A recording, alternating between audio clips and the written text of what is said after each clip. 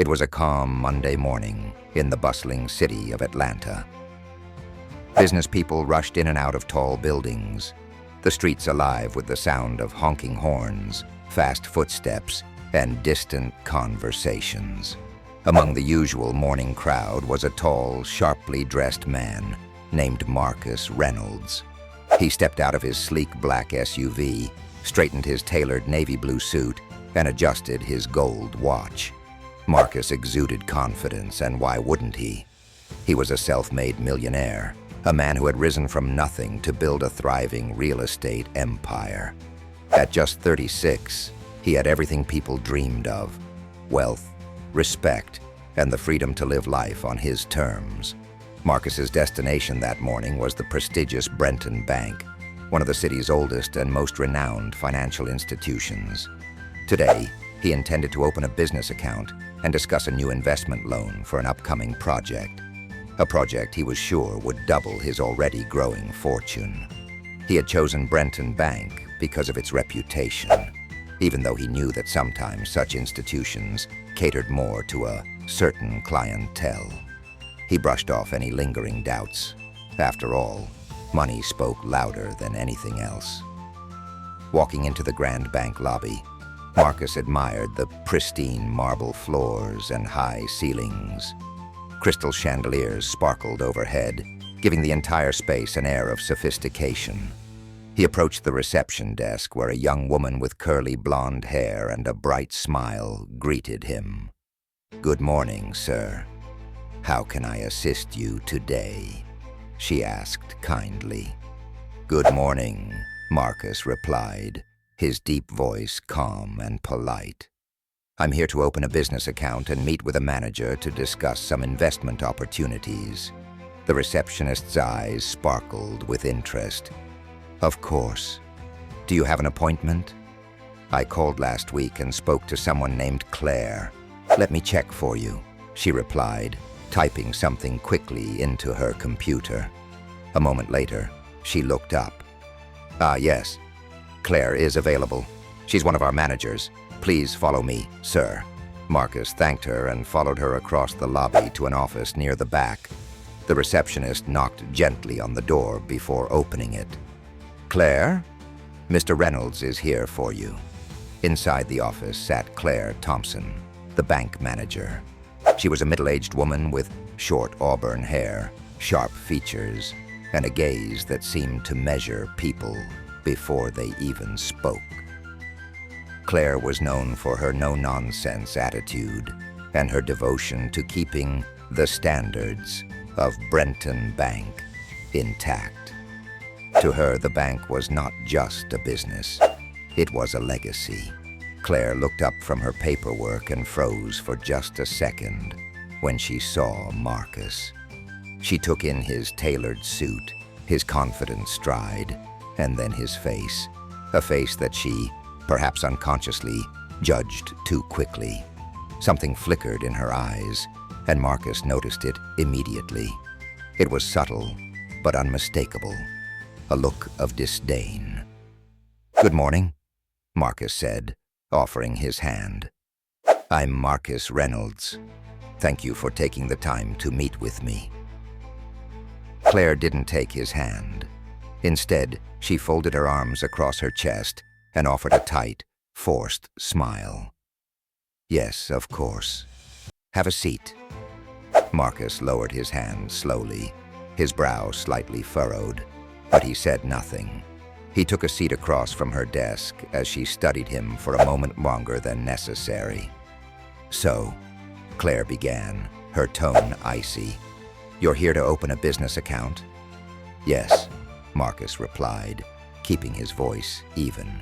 "I run a real estate business, and I'm looking for a new bank to handle my company's finances. I also want to discuss the possibility of securing an investment loan for a new project." Claire raised an eyebrow. "I see. And do you have all the necessary documents?" "I do," Marcus said, pulling a neatly organized folder from his briefcase and placing it on her desk. "Everything is in there. My business license, financial statements, credit history, and identification." Claire eyed the folder, but made no move to open it. Instead, she leaned back in her chair and stared at Marcus, as if sizing him up. "I have to say," she began, her voice laced with skepticism, "you don't exactly seem like the typical client we cater to here at Brenton Bank." Marcus blinked, taken aback. "Excuse me?"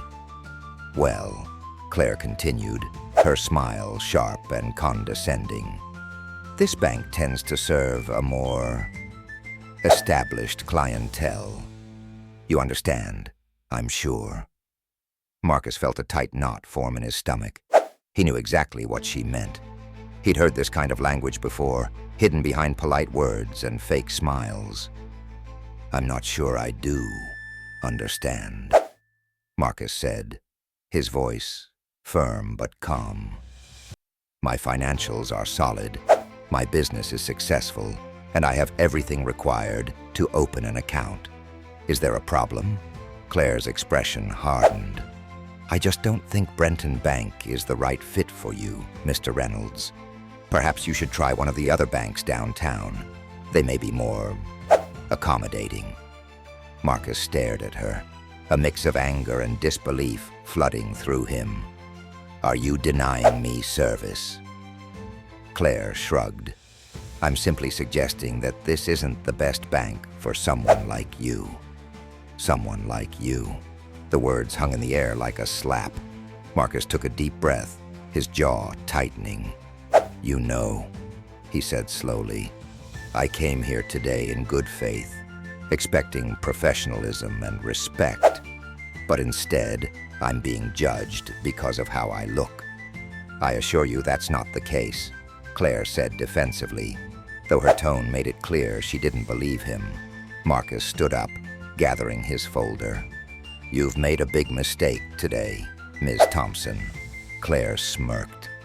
"I'm sure I'll survive." Marcus didn't bother to respond. He turned and walked out of her office, his mind racing.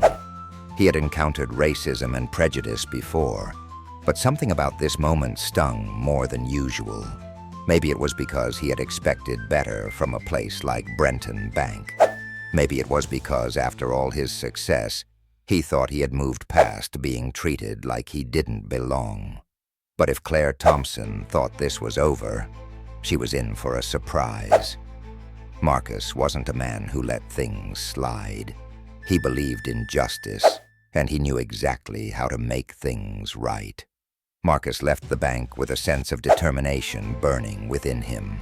He wasn't the kind of man who let disrespect slide, especially when it was rooted in ignorance and prejudice.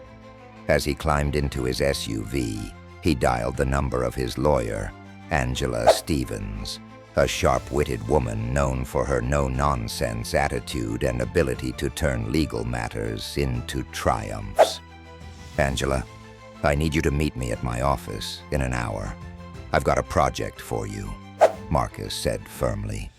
Angela could hear the tone in his voice. "What happened?" she asked, intrigued. "Let's just say I'm about to teach Brenton Bank a lesson in professionalism." When Marcus arrived at his company headquarters, a glass-walled office with his name proudly displayed on the front, he already had a plan in motion. He called his team together for a quick meeting. Marcus wasn't just wealthy, he was well-connected. Over the years, he had worked with city developers, politicians, and community leaders. His reputation wasn't just built on money, it was built on trust and action. First, Marcus had Angela file a formal complaint with Brenton Bank's corporate headquarters, detailing the discrimination he had faced at the hands of Claire Thompson. He made sure the complaint included a complete breakdown of his financial standing, proving that he was more than qualified to be a client. Angela also attached a clear warning. If Brenton Bank didn't act, Marcus was prepared to escalate the matter publicly. Next, Marcus reached out to his network of influential contacts, including a well-known journalist who had covered racial discrimination cases in business before. The journalist, impressed with Marcus's story, agreed to run an expose on the incident. It would highlight not just Claire's behavior, but also the broader issue of systemic bias in elite financial institutions. Within days, the article went viral. The headline read, "Millionaire denied service at prestigious bank, a case of racism." The story sparked outrage on social media.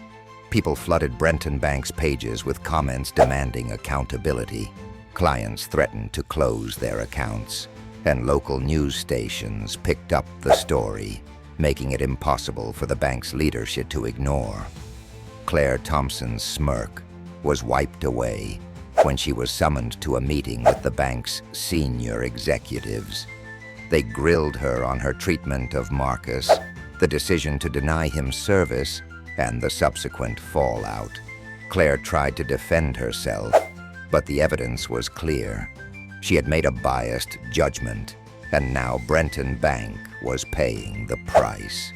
Meanwhile, Marcus received a personal call from the bank's CEO, who apologized profusely and invited Marcus to return to Brenton Bank as an honored client. But Marcus wasn't interested in empty gestures. "Thank you for the offer," Marcus said calmly, "but I've already found another bank, one that values me as a client and as a person." Brenton Bank's reputation took months to recover, and Claire Thompson was quietly let go. Marcus didn't gloat or celebrate the downfall of others, but he felt a sense of satisfaction knowing he had stood up for himself and, in doing so, shed light on a bigger issue. Weeks later, as Marcus sat in his new bank's office finalizing a multi-million-dollar deal, he reflected on how far he'd come. Success wasn't just about money or power. It was about standing tall in the face of adversity and refusing to be diminished. Justice served. If you enjoyed this story, don't forget to like, comment, and share. Stay tuned for more stories of triumph and empowerment.